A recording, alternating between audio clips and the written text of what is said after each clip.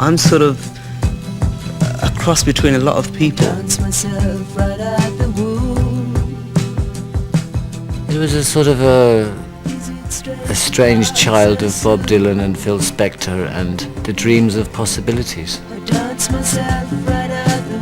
was a really big fan, as much of his attitude as of his music.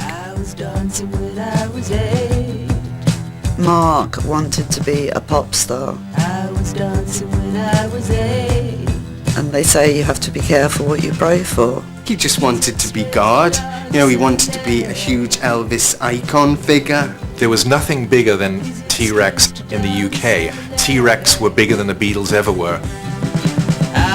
Mark will be 50 this year. I only knew him as far as he was 29. I dance myself into the tune. You realize the years that have gone, and then you're happy that people have remembered, because all he ever wanted was love. I always kind of wonder, and it's kind of like it'd be a totally different world if my dad did not pass away. Where would I be? I truly miss him, especially the time of coming towards the anniversary. I can always feel that pain. He wasn't an angel. He wasn't perfect, but he could still fly. He wanted to be famous from the age of 9. Once he got that idea in, there was nothing that would knock him down. He wanted to be top dog right from that early period, and mod was his outlet to start with. Everybody that admired what he used to wear. I don't know where he got the money from. I think his parents were just a poor family working for a Jewish family. He had a Vespa. I think he actually sat on the Vespa. I don't think he actually rode the Vespa. He never had a driver's license. He was a man about town initially, looking for a chance of fame. He was a hustling type. He made sure his face appeared at the right places. He was going to be the next big thing, and he was going to be bigger than Elvis and bigger than the Beatles. And I mean, he would say things like that, you know, we'd have to sit down, Mark, you know, have a Coca-Cola, you know, when you're old enough to buy a proper drink and make a record, come back and talk to us again. Yeah, black, you know she's back. Been 6 weeks since she blew her stack. Somebody phoned up and just said they thought they were going to be a pop star and could they send a tape. Then they wanted to meet me, and it happens all the time, so I said, well, just send a tape round. And they said, oh, I'm in the neighbourhood, can I drop the tape in myself, which I didn't really want. Simon Napier Bell was the epitome of the Epicurean, hedonistic, homosexual manager of the mid-60s. And 10 minutes later, there's a knock on my door, and that was Marc Bolan. And he said, actually, I don't have a tape, but I've got my guitar with me, I can play some songs for you. When they couldn't get very far with Mark's solo career, Napier Bell then placed him in an art pop band called John's Children, almost as like a Pete Townsend type figure. It seemed an absurd thing to do. I mean, John's Children were a group I'd signed up just because they were very attractive people. I'm dizzy from wanting you. My eyes are getting tired. We were really quite appalling musicians at the time. We produced that noise. It was a mixture of incompetence and couldn't give a shit. It was kind of like an Iggy act, except that they didn't have the songs.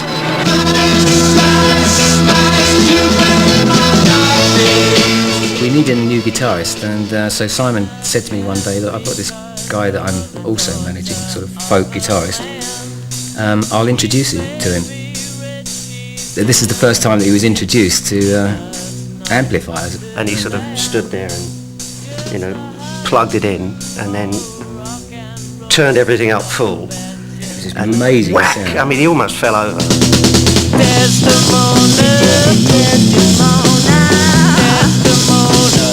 When we did a tour with The Who in Germany, and we got thrown off the tour after 4 days because we'd upstaged them 4 nights running, but we sat around thinking of things to do to upstage The Who, which is pretty difficult, upstaging The Who. Mark was well into it by then. Yeah, I mean, he would guitar on his head, thrash his guitar with chains. He bought a big chain from the market and stuff. You know, lay on the floor with the guitar feeding back, you know. He was swishing this chain. I remember the whole front row of the audience was like a Mexican wave. Like this. It's great stuff. It did go over the top because I think you did the thing. He smashed the chair and then said, "Now you do it." And of course, it was yes. And the whole audience went. And they just went berserk. We got the audience in Nuremberg so worked up that the whole place got destroyed. The police came in. We had to run for it, basically, when we got out the back and we just shot for the border and ended up in Luxembourg. I saw a poster saying Ravi Shankar was playing a concert, so I thought it'd be great. We'll go and see Ravi Shankar. But what a nice civilised thing to do after this very uncivilised tour. Very strange. The next thing that he's appeared in was this. He was doing bongos with bongos. Incense. He probably thought it's safer bet there. Probably thought it's safer.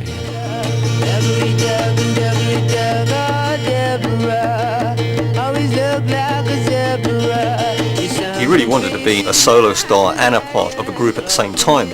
So what he decided to do was to pursue his own career under the guise of a group name. Tyrannosaurus Rex's stage act mainly consisted of Bolan and his sidekick Steve Peregrine Took sitting cross-legged on the stage.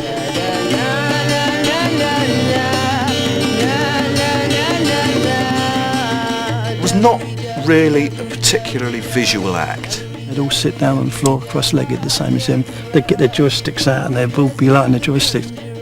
I used to sit in my Oxfam fur coat cross-legged on the floor and watch them play in their Oxfam fur coats. Yeah, Mark was a bit special. He was like a little prophet. He just sort of sat there and for some reason he had this charisma that everybody would sort of just do exactly what he wanted. Nobody ever understood the lyrics. I mean, that was never important. He didn't know what he was singing about, I'm sure. It just sounded good. He was rather like Dylan. He was much closer to Dylan than most people would imagine in that he did write fabulous poetry. A Warlock of Love is a serious collection of poetry, there's no doubt in my mind at all. So the words to me are important, but without going through every individual song I couldn't explain to you. But they're sort of surreal words, really, surrealistic. There's a crawling sensation, an astral vibration that's sucking me into your sight. I can tell by your hair in the juniper chair and the piratey twist of your mouth. I've constructed your frame in a plasticine game, and your eyes are the sweets of my youth. But I'm naked and bare in the ice of your stare, and I'm useless at telling the truth. What about as a lyricist and a poet? The worst for me. He was the worst. I used to say to him, Bubba and Mark.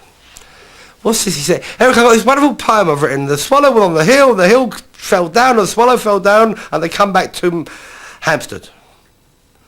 I said, pardon? That's a poem, you schmuck, this don't rhyme. You know, quite honestly, it didn't make a lot of sense to me and a lot of people, and I'm not even sure Mark remembered why he would put certain words together.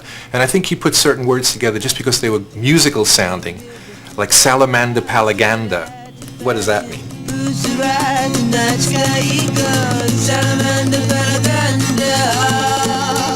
Of course, 1967 was a fantastic period for acid and dope. There was a lot of drugs in the 60s, but I never was aware of Mark having taken any. He was very against it. In his own words, he said, I'm already frightened of my head now. I can't imagine what it would be like. He was the first person I met of my own generation who didn't go along with the party line, which was to take psychedelic drugs and to freak out, man, and all that. I suspect, in retrospect, he always was very determined and ambitious and wanted to become a huge pop star.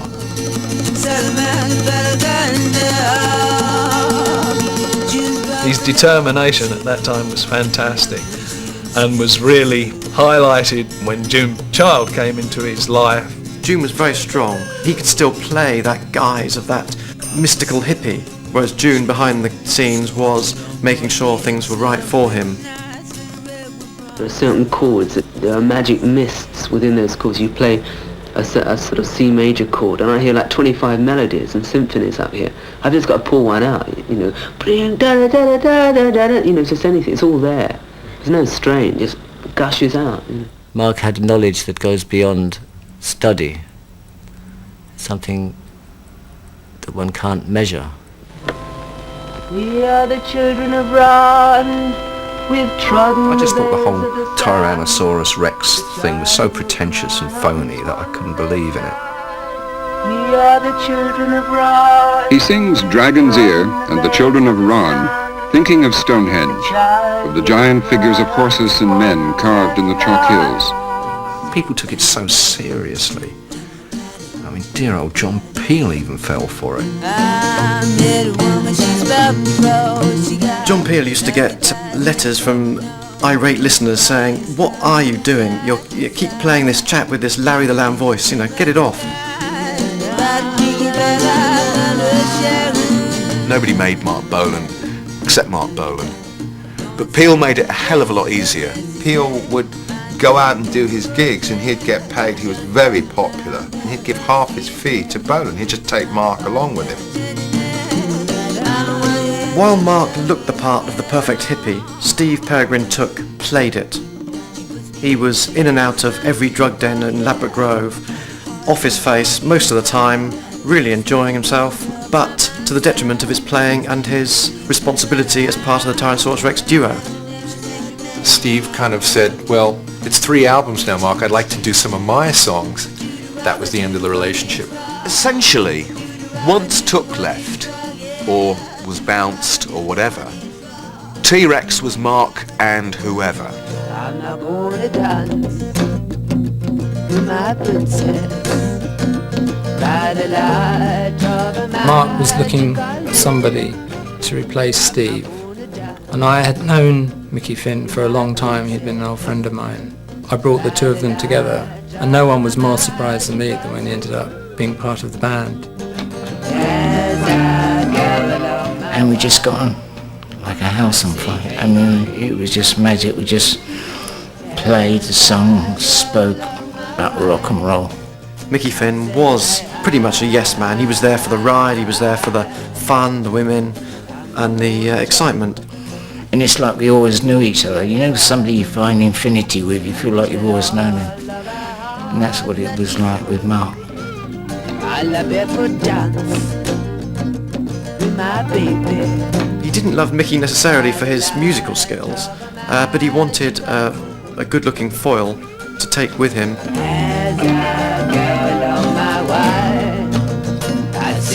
T-Rex was the only band that came out of, the acoustic flower hippie thing and actually did a complete transformation into something different. Tyrannosaurus Rex had built up a large and growing and very faithful constituency, but it was time for the next move. It was time for T-Rex. If we've got any claim to fame, it's actually getting the name right, which is calling it, shortening it from Tyrannosaurus to T-Rex, and getting him to stand up. And then it went electric, and it went big.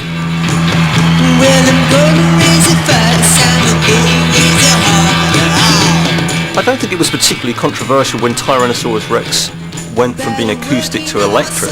The real controversy was when Marc Bolan decided that he was going to abandon hippie values entirely. I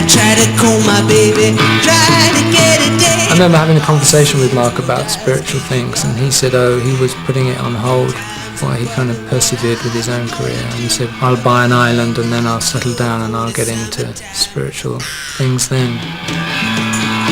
Mark was really in love with Marc Bolan. I mean, he would literally say, watch me fly, I am going to be a rock god.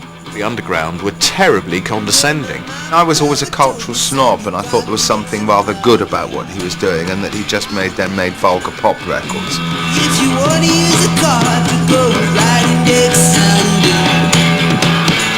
I was probably about 15 maybe, and there was this 3-day-long 24-hour-a-day music festival. The audience was full of hippies, and Mark had just done his complete turnaround from a hippie to the sort of rock and roll god. As Marc Bolan came on the stage, the whole audience got up and booed. Marc Bolan had sold out, but had he ever sold in the first place? That was the more important question. So we just thought, well, what's he going to do? And the first thing he did was he leant into the microphone and said, "Fuck off."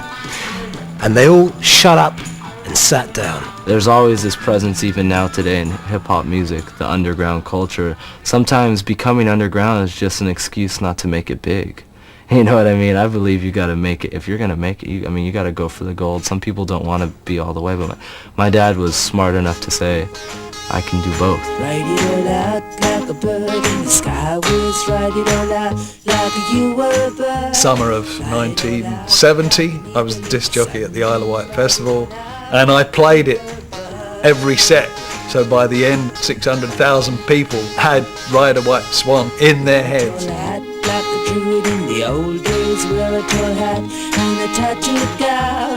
Ride a white swan like the people of a belting. Wear your hair long, babe, you can't go wrong. Ride a White Swan still had the fantasy, it still had the Tolkien element strongly there in the lyrics. Catch a bright star and a place it on your forehead. Say a few spells and baby, there you go.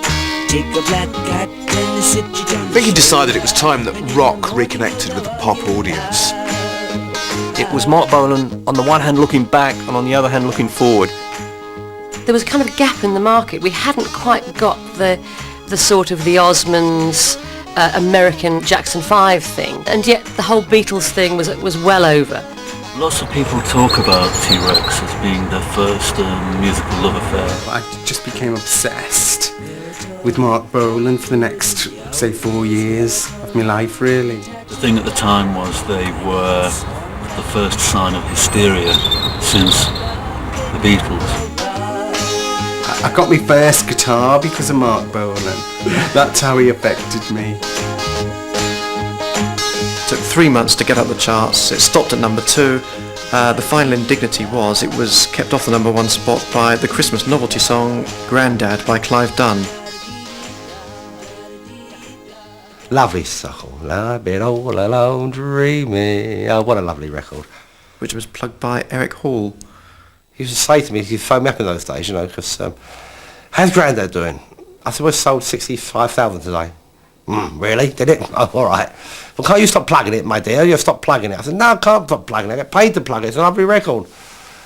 I said, I think I'm joking one day. I said, you should do a duet with him. Next record you should do a Clive and Mark together.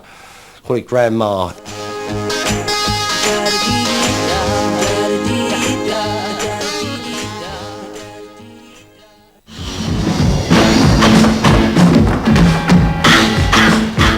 We started out as an underground band, supposedly, or a minority band, and we've become like the biggest media band for like 5 years or something, which for me is really weird, because many people used to say, you know, Mark, with your funny little voice, man, you know, you're never going to sell any records.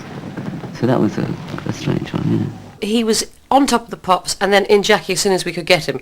And we went to inordinate lengths to print 3-page pin-up photographs of him. And, you know, so they'd have the double page spread in the middle of the magazine, and you'd give them the middle bit the first week, and then the feet the second week, and the head the third week. So you'd make them buy all 3 weeks, because if you just gave them the head, they wouldn't bother with the rest.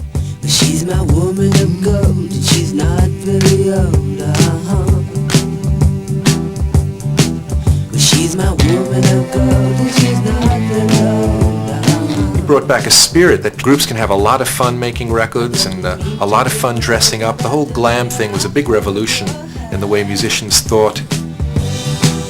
She ain't no witch, and I love the way she twitch. Chalita Secunda came into the camp. Chalita was the one that dressed Mark. Well, I put the glitter on him. I suppose that was the big one, because in the 60s I used to wear a lot of glitter. Chalita really invented glam rock, I guess. She's faster than most, and she lives on the coast. And introduced him to Sandra Rhodes. She gave him shirts and things. And I took him to meet John Lloyd at Alcasura, who made sort of suits which I wore and which Mark wore in nearly every colour under the sun.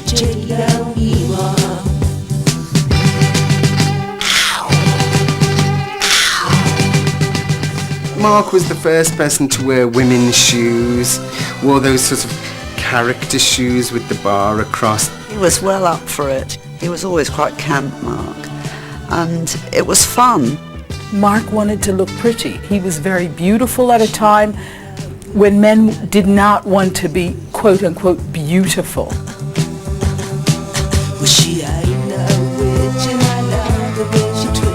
There was a sort of vainess in his vocal style as well, quite soft, although there was the occasional growl and ow! fans. The fans were insane.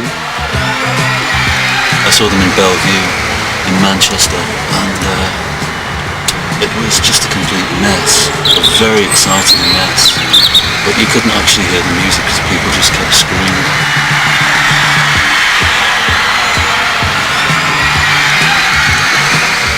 He changed everything. He opened the door for David Bowie.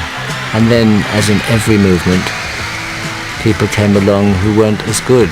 Gary Glitter, bless his codpiece, was no Marc Bolan.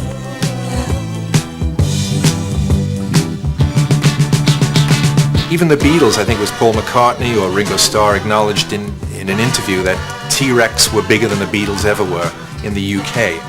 Well, I was very flattered because all the Beatles in their own way said that we were like their successors. I'm not sure that it's true, but I'm very, very flattered.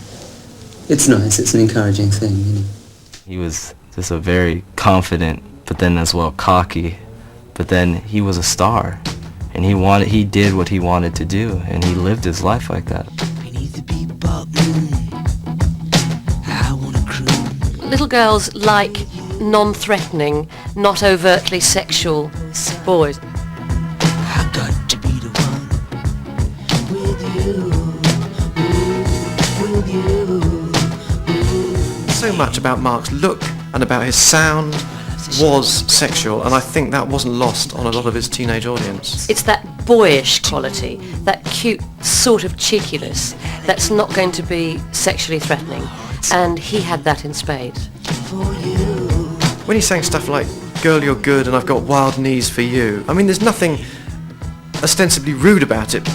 Girl, you're good, and I've got wild knees. And he had a really good way of saying something that was very sexual, but it wasn't obvious. Doctor Strange, for you. His whole look was very androgynous. I didn't really relate to him in a sexual way. Perhaps I wanted to look like him rather than shag him. T-Rex at the very beginning was Mark, then he had Mickey, and there was a very strong image thing. People would like to say it was chance, that we just happened to get Bill Legend, that we just happened to get Steve Curry, that they could have been anybody. And even Mark underemphasized how great those musicians were.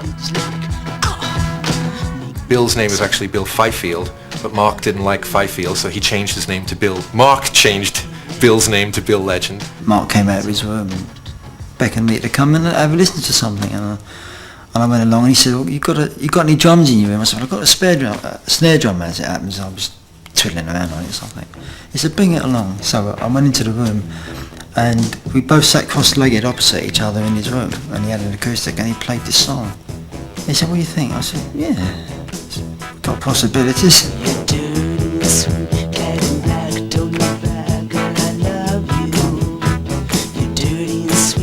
I think John Peel found it a bit strange when Mark went electric. John had a column at that time in Disco Music Echo, and he'd been kind of all right about Ride a White Swan, very lukewarm about Hot Love, but he really took a stance with Get It On. He didn't like it. Get it on, bang a gong, get it on. Get it on, bang a gong, get it on. He just didn't like the song, and he said he wasn't going to play it. Basically, Bolan dropped him. I mean, that was the nasty side of Mark, I think. Well, you're Bill, I've been called, you got a hubcap, diamond star halo.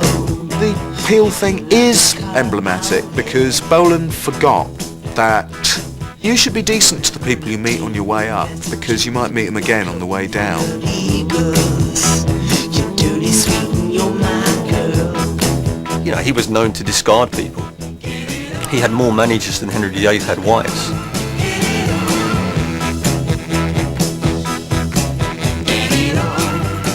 I'm quite prepared to be a dustman tomorrow if I have to be, you know.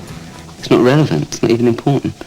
What's important is that even if that happens, I know that I'd go out and I'd press my own records with a hand presser, you know, and go and give them to people. He knew a fair amount about blues, but he was not a blues train spotter. He used basic chords and he used basic rock patterns and he stole rock and roll patterns from great oldies. I mean, you can hear how he listened to Howlin' Wolf by checking out Jeepster. I mean, Jeepster is a wholesale rip of a Howlin' Wolf tune called You'll Be Mine.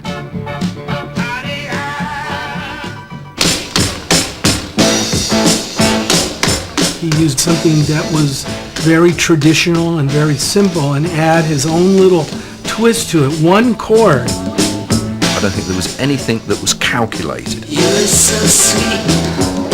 You were so... It was simply that he had the knack, picking up something in his mind that he heard, read from a book, snatches. When we were on it, I was saying, how do you can you write so many songs so quick? He said, just get them out of the air, man. Just get them out of the air. That Wolf track had been around for years, but nobody had heard it as pop. Bolan turned it into a pop song. I mean, you would not find Howlin' Wolf singing a line like "You've got the universe reclining in your hair." You slide so good, with bones so fair. You've got the universe reclining in your hair, 'cause you're my baby. I consider myself an artist, and a writer, a poet, guitar player. So if that's what a star is, then I must be a star.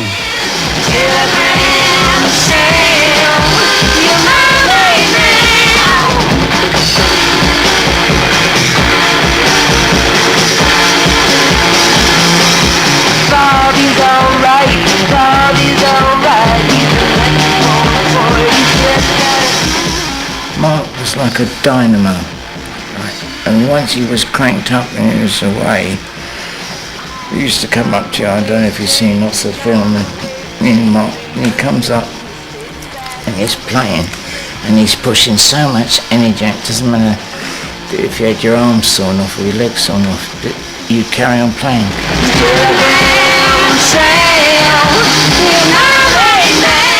Telegram Sam is the moment, really. It was the first record on Mark's own record label, and that was pretty much a peak. He filmed that concert at the Empire Pool the month later.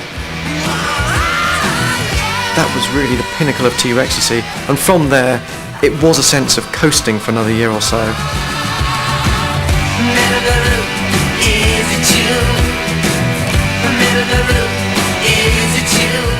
He really had lots to give.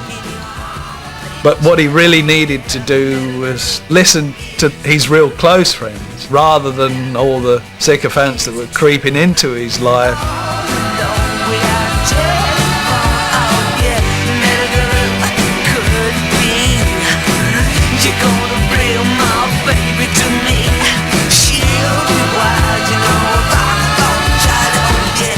There's been a lot of talk about revolution. The only revolution that's going to happen is if people like myself or Mick Jagger or Rod Stewart or whoever try to get into other fields, be it television, be it movies. Then we will get a revolution. If it's left to other people, there'll be no revolution. What was the name of the movie? Born to Boogie.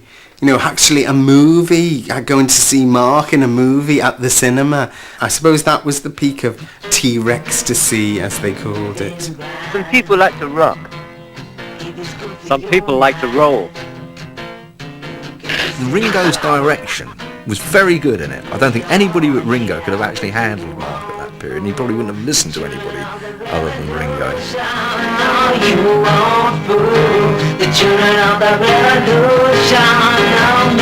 I was trying to figure out whose ego trip it was. Ringo Starr is many things, God bless him, but a film director he isn't. Mark was entranced by Beatle cred, and Elton was along for the ride. By about 72, 73, he started to believe his own mythology quite quickly then. That was the seeds of his downfall.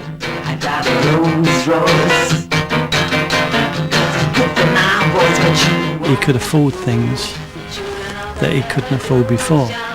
He made it. He joined the Mile High Pop Club. You know, he was there with Alice Cooper, Elton John, Ringo. If you went out for a night on the tiles with that lot, there's a good chance you might not come back until the following month. Really, we were all doing, too many drugs. When June was looking after him, he wouldn't be allowed to have an aspirin in his makeup bag. He loved being part of, he got to the top of his tree, and he got out of history at the same time. That whole showbizy thing did not appeal to me. It was against the philosophy of everything.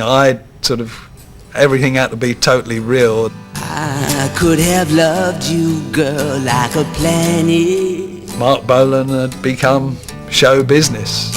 I could have changed your heart to a star. But it really doesn't matter at all. No, it really doesn't matter at all.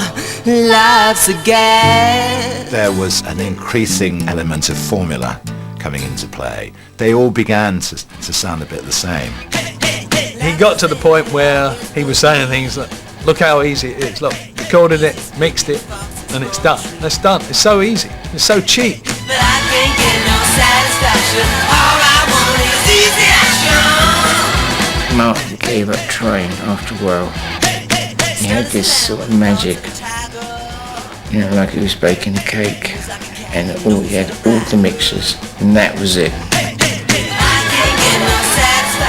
Bolan, by that point, had reached that space where hubris and cocaine become interchangeable. He became quite unbearable. When it's time to record, fancy's fine, fancy's good. Everybody says it's just like Robin Hood. Rock and roll is magic. I mean, the elements are magic. What is magic is the power of the human being to relate to another human being. He'd gone really dull and stupid and slow and arrogant. Two human beings contact each other. The electricity creates a bondship, and that can move tables or minds or people's hearts.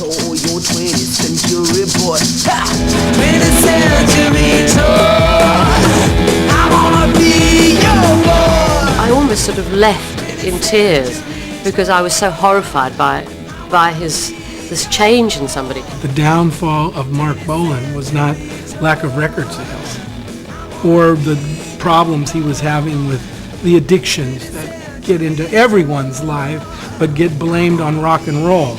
I think that with Marc Bolan, it was fame, and fame skirting away is what scared him.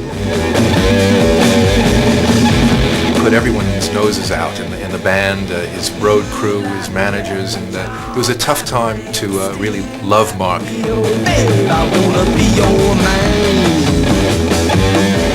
And then this flipping star, of course. I mean, that we couldn't get on some airplanes, you know, we couldn't get it through doors and everything, this hydraulic star that used to throw him. So when he used to piss me off, I used to sort of just set it a little bit more and give him a bit of kick. And sometimes he'd land a bit further than where he wanted to land, you know. It was very Spinal Tap. It was really that bad. It was people laughing. He started to take them for granted, and one by one they all went. I'd only had a £10 rise in that time, over 3 years. I just sensed it wasn't the same. And for me it was getting shaky. I mean, I wasn't thinking of the group was getting shaky. I was getting shaky. I was feeling nervous for me. I mean, because it's down to self-survival then. A broken god from And he became like Elvis on a bad trip, really. sweetly mouth touch. He was still in his satins, but he'd sort of really filled out. And when you're that small, as I well know, you can't put on an ounce of flab without it showing. People were calling him things like the Porky Pixie in live reviews and stuff.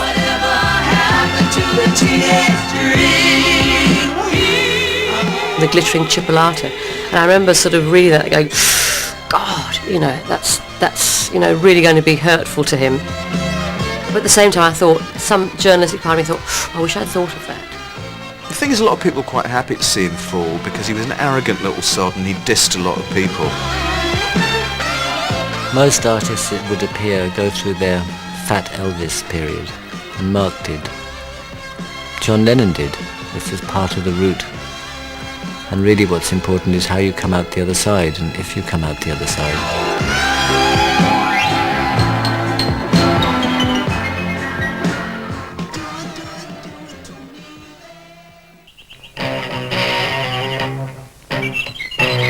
T-Rex were neither the first nor the last British act to sacrifice a great deal of their potential momentum at home in what was an essentially fruitless attempt to break the States. The Slider, a new album by Marc Bolan. Mark thought, this is it, I'm on the cover of Rolling Stone. He went over there, gung-ho, and fell flat on his face, literally on a couple of occasions. People come over to America with a large ego because they've had so much success in England, and then they expect to break America as quickly as they broke England, say, and it just doesn't work that way. Gender bending, genre bending is very much an urban, coastal phenomenon. But, you know, you try that stuff in French Lick, Indiana, you'll be run out of town. There was a completely different climate going on in America, that the war in Vietnam was still dragging on. And here you had a guy rushing in really glamorous costumes saying it's time to party, you know, and everybody at the house is completely drunk and hungover. And it's really the last thing on their mind. They don't want to be doing that. I don't think he handled that too well. He was depressed. He got very depressed during that whole time I was with him. I actually saw him in tears one night. We were playing with Three Dog Night, and they were headlining. And he used to wear this waistcoat, which was yellow feathers. Three Dog Night used to come up and say, "Hi man, how you doing? Where's the little duck?" Even Mark, as detached as he was by that time, was aware that he'd overused the formula, and he wanted to bring in a new sound. We'll do a 4-bar intro, and after that it's only 2 every time. We give it 4 to get our feel going. So let's just try it so we get the feel.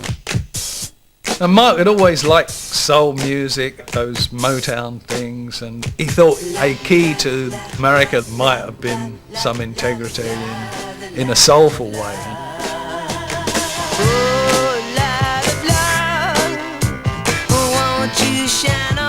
By that time he'd met up with Gloria Jones, who was a backing singer for Joe Cocker, and she was instrumental in introducing him to the sounds of Black America at that time.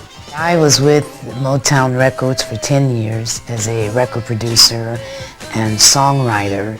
Before that time, I recorded a song called Tainted Love.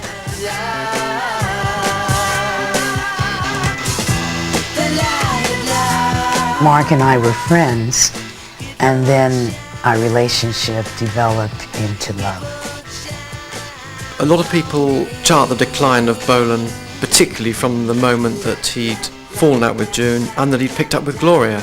It really changed. I mean, I don't think it takes a genius to look at the transition in Mark's life as to what happened and see the difference in the two women. Marc Bolan was a major feature of white music, and here comes a black American, and she's been perceived as his backing singer. So, you know, maybe people didn't understand that she had a great deal to contribute to his sound.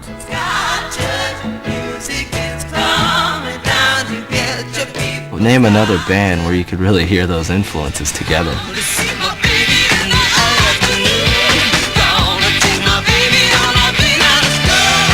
My mom with Motown, and then you have my dad's like rock and roll, like high pitch, you know. Mark and I brought rock and R&B together. We started that type of sound. He was very disappointed when his fans weren't willing to follow him with his new ideas and his new music. Mark and Gloria were like two wonderful loonies, giggling and laughing and singing their way through life. And then when Roland came along, teach him to play the tambourine quickly, you know. The highlight of my life was meeting you. Not even when I was born, even the day I was conceived, it was probably the day when my dad's life, he had something to live for again. Marc Bolan even told me how proud he was to have a son. I mean, imagine if I was a girl, that would have been horrible, because the first day I think he said Roland Bolan.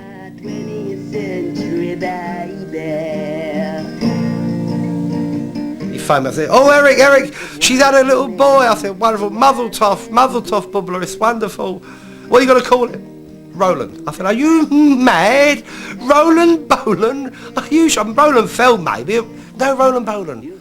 I said, it rhymes, but it rhymes. I said, you know, I like your poetry, but it rhymed.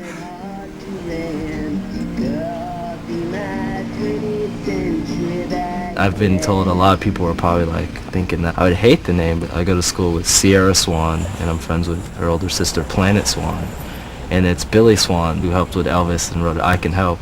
And one day I was going over his house, I was walking up, and I out of the car and I hear, is that Rollin' Bolin'? He's like, you got the best name in the industry. And did you ever see a woman coming out of New York City with a frog in her hand? And I remember being alone with him for the first time in God knows how long and saying, Mark, you're not Mark Feld, you're not that tasty little geezer. And he said, I'm going to get fit. How come you never got fat? I said, because I never went over the top. I never overindulged. I went mad.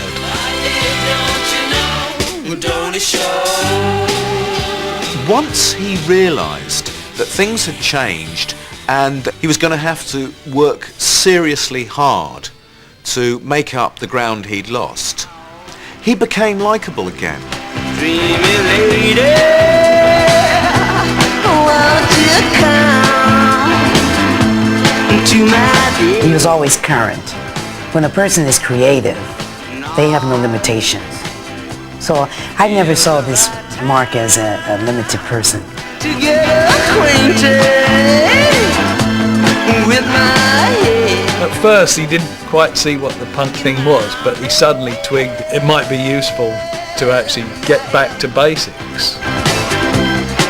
He was the man with the calling card saying, come on in, this is a great, strange, ridiculous world that you can enter. You can look as ridiculous as you like, you can make as much noise as you like, you can be the centre of attention. What was really exciting was that you were getting something that was going against this rigid form of what boys, girls, how they behave within society and what roles they play, and it really made you consider that you weren't a freak if you didn't fit in.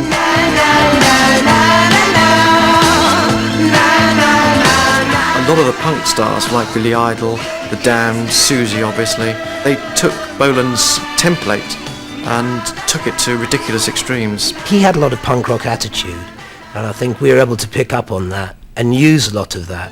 Sing me a song. With the program that he had, it felt like he was almost starting again, and he seemed to identify with what was going on at that time. All right, welcome to a new show called Mark. When we talked about doing this series, I was almost offended at punk, because it wasn't the sort of music I was into or liked. We're an amazing group called Jam! And Mark was the one who chivied me along and said, now come on, you know. Boomtown Rats! And I'd say, do you think it's suitable? And I'd say, well, if I like it, they will. This is a new group called Generation X, who have a lead singer called Billy Idol, who's supposed to be as pretty as me. I don't think we'd been on any TV programmes up until Mark. We'd only just about got over the ban of punk rock in London at the London nightclubs, let alone being on television. It was like Mark is the godfather of punk, and it made you proud that you had been a T-Rex fan again. He felt a kind of kindred thing with the punk because it was getting terrible slagging off, similar to a lot of things that were said about him by the same people. Thank you for goodbye, and all the boys in the band, David, everybody, all the cats, you know they are. This is a new song. We were on the last show, which actually had David Bowie. So Mark lost about 3-4 stones. He kicked most of the bad habits, looking like he might really be up for it. But sadly, it was never to be.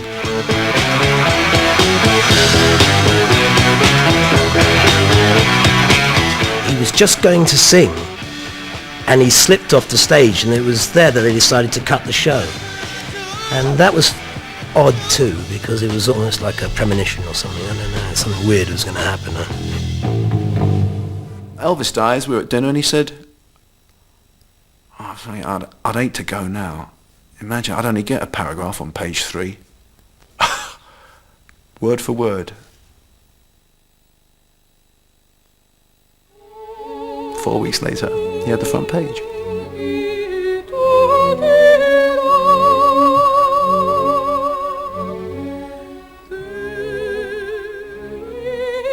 We'd just come out of Olympic Stadium.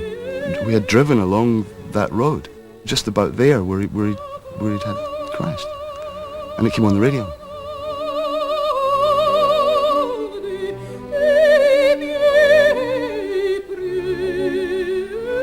There was stories that the front left-hand tyre was not inflated to its proper pressure, and a couple of the wheel nuts weren't done up tight enough. Whether that was true or not, a little Mini, if he'd have been in a Mercedes or his roller, he'd have still been alive.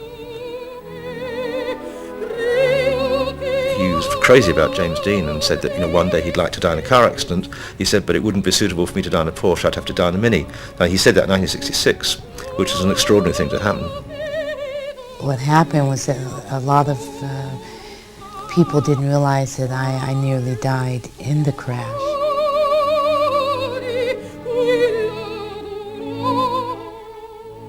I survived, he died. He could have survived, I could have died. But the point is that you have to keep going. It was devastating. For example, the clothes in our house, it took her 7 years to take them off the hangers. When I lost him, it was like losing a part of myself. So what I did, I put that energy into raising our child. Growing old together. Because Mark will be 50 this year. I only knew him as far as he was 29. You just knew that Mark wasn't going to live to be old. You just sort of said, okay, you kind of got what you always wanted. that grand fame, the biggest fame there is. Dying too young and not being able to ever see him fail. The same day he died, Maria Callas died. Same day. But he got the front page and she got inside. I thought Mark would have been very pleased with that. Gloria was wired up in her jaw. She was very scared of the rather cumbersome English process of law. It made her very nervous. In the end, she went home and can't come back, as far as I know. And the last thing she cared about was the estate. The cult of the personality had reached ridiculous proportions. Fans had gravitated towards his house and so-called liberated some of the possessions there. Everything was looted in the house. But this is one thing. It's kind of like it's one of the fixtures I've always grown up with. You know what I mean? I've always kind of had it to, to look at, and at times I even start to play it a little every now and then when I kind of rehearse them. But I think I might tear it apart because it's kind of old. You can see it, but it's like there's only so many artifacts that I really have. Remember, keep a little mark in your heart, and we'll be back the same Mark time, same Mark channel. Meanwhile, this is Dandy the Underworld. Maybe he would have been like a sort of Little Richard character now, still wearing makeup and glitter and doing talk shows, and that would have been fabulous as well.